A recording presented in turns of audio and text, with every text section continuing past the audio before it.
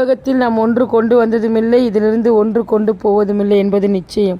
இந்த நாளில் கூட பாருங்கள், யோபு எல்லாவற்றையும் இழந்த போதில் கூட பாருங்கள், அவர் சொன்ன ஒரு வார்த்தை, கர்த்தர் கொடுத்தார், கர்த்தர் எடுத்தார், கர்த்தர் நாமத்துக்கு ஸ்தோத்திரம் சொல்லும்போது யோபுடைய உண்மையை பார்த்து தேவன் எல்லா நன்மை யோபுக்கு ரெட்டதனையாய் கொடுத்தார். பாருங்கள், இந்த பூமியில் நம்ம வாழுகிற வாழ்க்கை தேவனுக்கு உண்மையாகவும் பிரியமாகவும் பரிசுத்தமாகவும் வாழும்போது எல்லா நன்மைகளும் நம்மளை தேடி வரும்.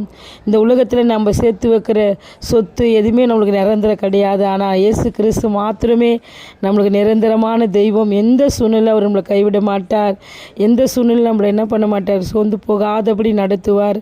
இந்த சேனல் அநேகருக்கு ஷேர் பண்ணுங்கள். இதை ஊழியமாக செய்யும்போது உங்கள் குடும்பங்களையும் உங்கள் பிள்ளைகளை கர்த்தர் அபரிவிதமாய் ஆசீர்வதிப்பார்.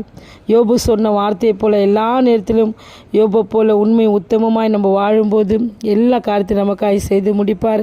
இதை குறித்து காட் பிளஸ் யூ.